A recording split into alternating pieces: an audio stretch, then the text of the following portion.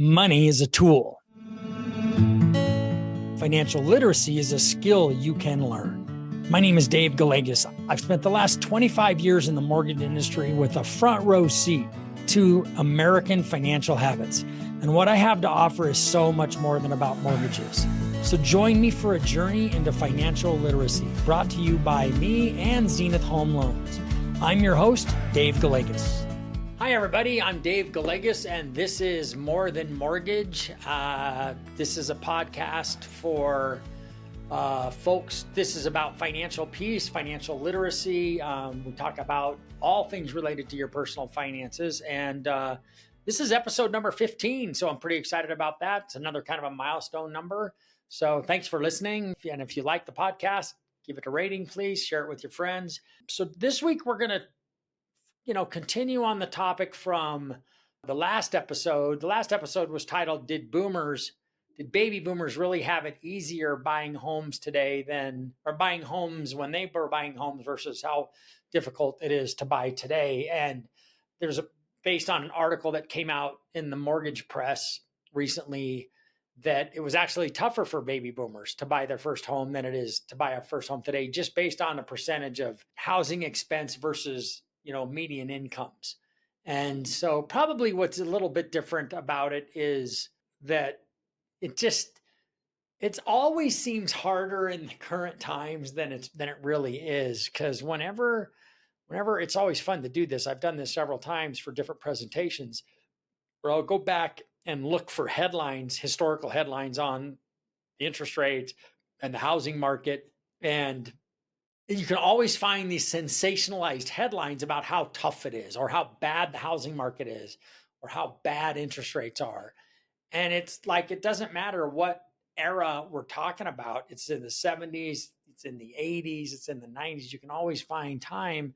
And doesn't this kind of go back to what news we know about news media anyway, is that, good news doesn't sell. That's not a good headline. Like, great headline is how bad something is, which is what gets people to click and read and buy the magazine or the newspaper. But last week I talked about that perspective, and it had a lot to do with, it's the general sentiment that's out there that I've heard this. I'm sure you've all heard this, that it's so much harder to buy a house today. I hear this from people, and it is tougher. It is tough. I don't say it's tougher. It's tough to buy a house. It's going to always be tough to buy a house. But today I want to talk about, should it be easy to buy a house? I don't think it should be easy to buy a house. And bear with me, because it would be nice if it was easy.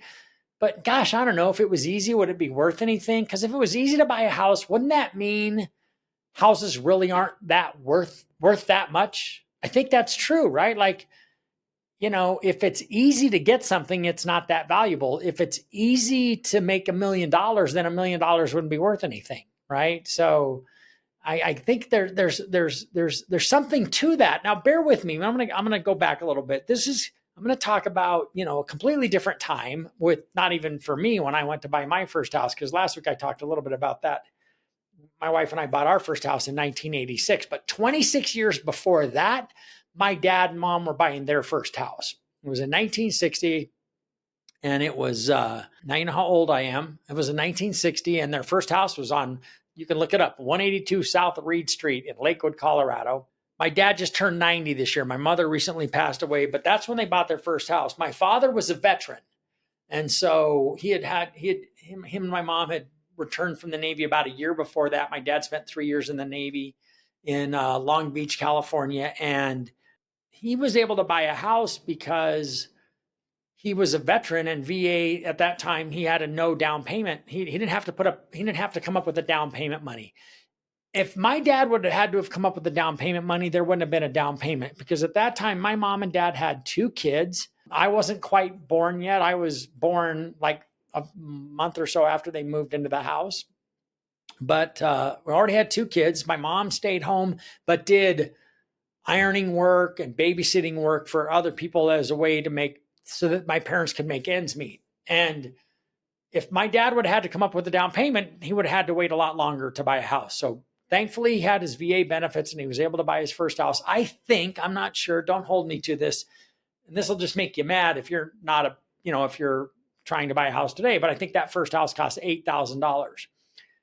And I don't know how much my dad's income was back then, and he's got a little bit of dementia, so he's not going to be able to remember. He might remember, actually, he just can't remember short-term stuff. But he bought that house, and he told me when he was signing those newspapers, he was sweating that house payment. Now, how big of that payment couldn't have been much more than $100 a month. $8,000 mortgage on a VA loan based on interest rates. I would imagine with taxes and insurance, it was around $80 to $100 a month. So I don't know what his income was, $400 or $500 a month. He wasn't making much. He was working in the bookkeeping department at Miller's Supermarket. They're out of business. Anybody listening to this won't have heard of them, but that's their first house. And our family continued to grow, and my parents had 2 more children when we lived there. So I was born in 1960.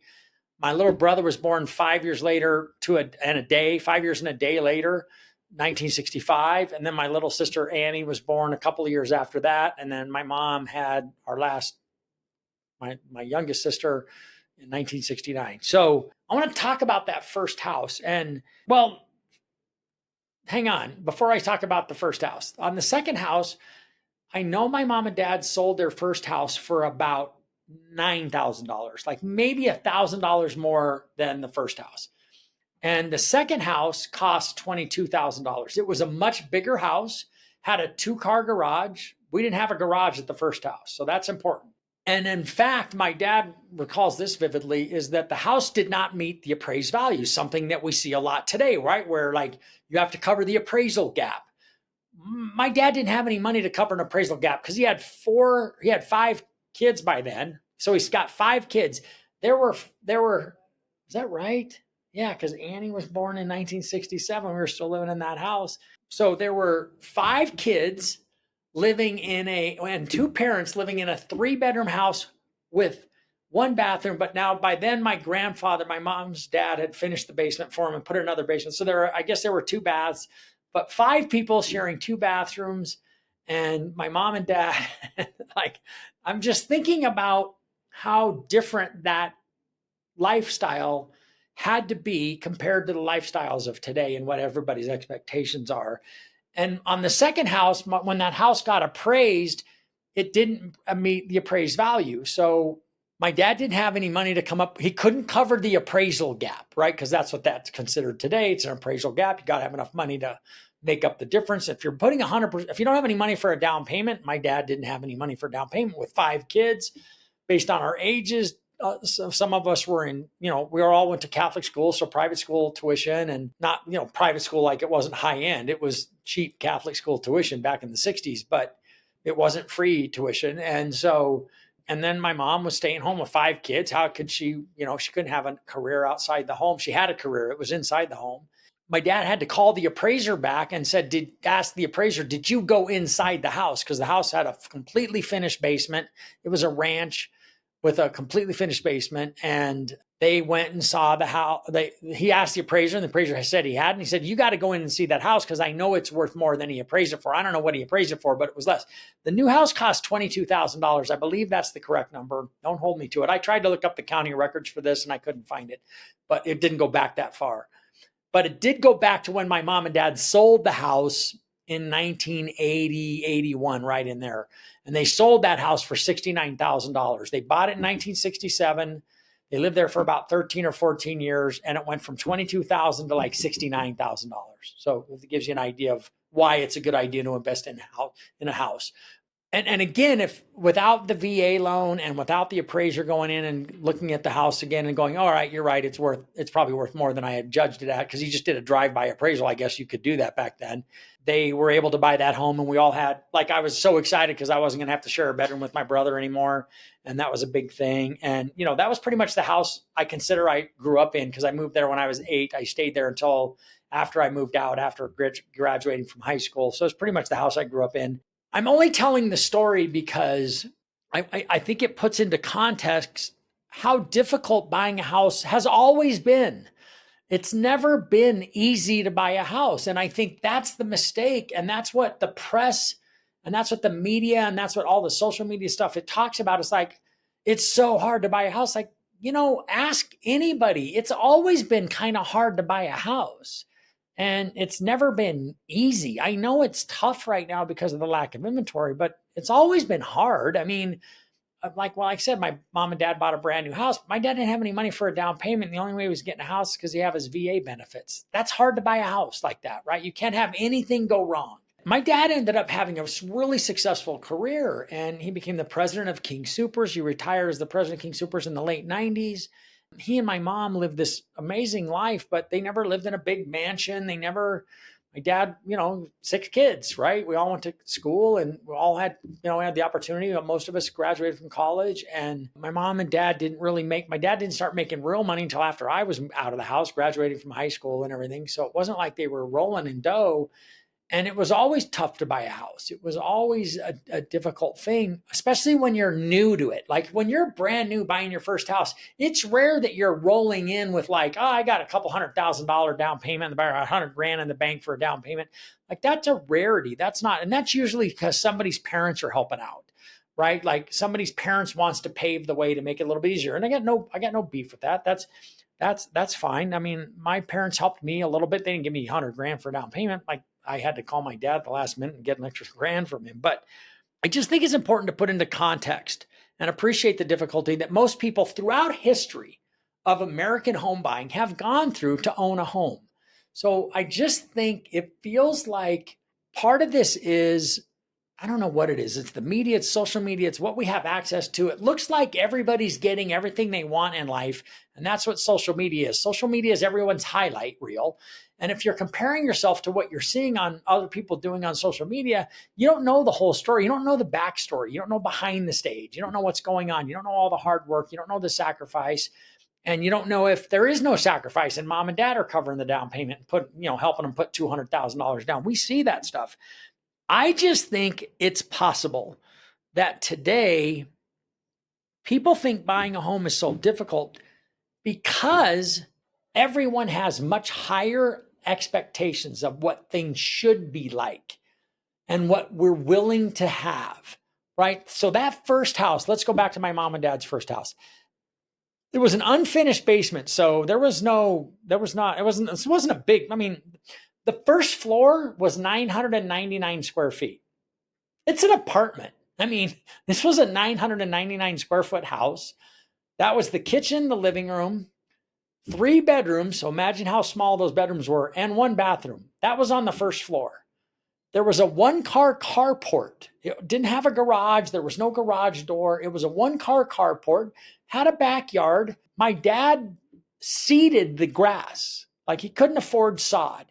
Today, if we're talking to a brand new first-time home buyer or somebody who's buying their first home, and I told them they were going to get a house that was 999 square feet, even if it cost only $300,000 or $400,000, and they were going to have to seed the yard, they're going to have to put in their own landscaping, and there was not going to be a finished basement, but there was going to be 3 bedrooms and 1 bath, and that was going to be your house with this tiny little kitchen without stainless steel appliances and marble countertops and heated floors and vaulted ceilings. And most people wouldn't even consider buying the house. And it's because that's not good enough. I think that's what the issue is that everybody's got this new level of expectation. I'm not saying there's something wrong with you. I'm just saying that our minds are changed about what we should be willing to settle for versus what we can afford and what we want. And so homes are expensive because people want way more out of their homes, which drives up the price of all the homes, right? So this is a great quote that I heard a long time ago. It's called a luxury. The quote is, a luxury, once it's experienced, now becomes a necessity. And I'll give you a couple of examples of what I'm talking about. First one is air conditioning in cars. My mom and dad's first car, there was no air conditioning in it. And the reason I know that is because we drove to Disneyland in 1963. We drove to Los Angeles to meet, my dad had a good friend from the Navy that we would go to each other's homes every couple of years for vacation. So they would drive to Denver. They had kids all about the same age lined up with us, or we would drive to California. And when we'd go to California, we'd go to Disneyland. So I remember going to Disneyland the first time. I don't know what year it was, 63, 64. So I was 3 or 4 years old. I actually remember being in Disneyland going, this place is magic. I still get that feeling when I go, but that's another story. My dad had to rent an air conditioner to hook up inside the car. and it didn't work. And he rented it from a U-Haul place or something like that. He hooked it up underneath the dashboard. And it was supposed to cool the car because we're driving to California, driving across the desert. Anyway, didn't have air conditioning. Their second car, my dad had a 1963 Chevy Biscayne. Check it out. And then their second car, they bought like in the late 60s, early 70s. And I think that's when, I'm sure we were living on we were at the second house, and my mom, they got a brand new Ford station wagon. It was a Ford ranch wagon. It was green. That car had air conditioning, and it was like a huge step up. I guarantee you, my parents have never had a car without air conditioning since. It's just how it is, right? I don't even think it's possible to buy a car without air conditioning. Well, they used to make cars without air conditioning all the time. So people who complain about how expensive things are today versus back then, you're getting so much more than we used to get, but we don't think that. We think, well, we're getting what we should get. We're getting what we deserve or what I expect. It's fine. It's just that everything costs more, right? Because you're doing all of those things. So I just think, it's like hotel stays as another example, right? If you've stayed at a Four Seasons and then you're spending the night at La Quinta, which is Spanish for next door to Denny's. That's a joke I heard. Four Seasons and La Quinta, it's two completely different experiences, right? There's nothing wrong with La Quinta. I'm not, I've stayed at plenty of roadside ride motorcycles. I love staying at little divey motels that don't cost much. And my motorcycle's parked right outside my door. And then, I get up in the morning and I go, but I don't mind staying at places like that. But it's certainly not a Four Seasons experience, not by a long shot. You're comparing two completely different things. And so the people who complain that boomers had it easier, yeah, houses didn't cost as much, maybe not as much, but people didn't get what you get today or what you expect to get today, right? Like everybody wants stainless steel appliances, and they want marble countertops, and they want vaulted ceilings, and they want double pane door, like whatever, like hardwood doors throughout their house and everything, because everything else is too cheap and I don't want that. That's not good enough for me. Well, that's the difference. A lot of that is the difference in the expectation. There isn't anything wrong starting at the bottom and working your way up. There isn't anything wrong with that at all. That first house my mom and dad bought, 999 square feet. Are you kidding me? I mean, that's an apartment. It's not even a big apartment. And so the truth is, and this is really important, okay? Home prices are never going to be lower than they are today. That's a fact. They're always going to, because historically, home prices always are on the rise. We had that little blip in the mid 2006, 7, 8, 9, right in there, 3, 4, 5 years at the most, where home prices didn't appreciate each year. Other than that, if you go back to the 1940s, the prices of homes have always gone up. You know what that means? Next year, they're going to be more than they are this year. That's just, you need to come to grips with that. If you're not currently a homeowner, you need to come to grips with the fact that the longer you wait to buy a home, the more expensive homes are going to be. It's just how it is. And it's simple math. The population in this country is projected to continue to grow at least until the end of this century. All right. I'm recording this. It's 2024. That means in 2099, and then the next year will be 2100, right? 2009, the house price, population of this country is going to continue to grow. Where is everybody going to live? Right. And that's just the supply and demand thing. The fact of the matter is that we need more housing, and we're going to continue to need more housing, at least depending on what happens. There's some things that can change with, population patterns and things like that. But so if you know for sure that home prices are going to continue to rise, does it make sense to wait and try and hope that home prices come down? It absolutely does not make sense to wait. Now, I'm not saying that everybody has to buy a house, and not everybody should buy a house, right? But everybody should be educated about what to expect and what is right for them, so that people can make an educated decision. I don't believe that everybody should buy a house. I am an advocate for home ownership because I know I have so much ancillary. We've talked about it all the time. The average net worth of a homeowner is 40 times greater than the average net worth of a renter. That simple fact alone tells you that maybe you ought to figure out a way to become a homeowner. Doesn't mean you should do it today. I'm just saying that the longer you wait, the more expensive homes are going to become, because that's what has always happened. And that's history speaking. That's not me speaking. And so if you're not currently a homeowner, you really have two choices. You can continue to rent for however long you're going to continue to rent, or you can choose to make the sacrifices to become that are necessary for you to become a homeowner. That's it. It's really one of those two choices. And even if these sacrifices are really significant, compared to the gain that's available by becoming a homeowner, they're insignificant by comparison, right? So if now is not the best time to buy a home, that's okay. That's absolutely fine, because it's not the best time for everybody. Everybody's in a different space. But if it's not the best time, you know what the best time is for? It's the best time for figuring out your plan, right? So that's where you've got to decide what it is you're willing to do to get there. So that will be the subject of next podcast that we do. We'll talk about the sacrifices, and we'll talk about what you should be willing to sacrifice in exchange for the opportunity for this home ownership and the opportunity that represents. It's the American dream.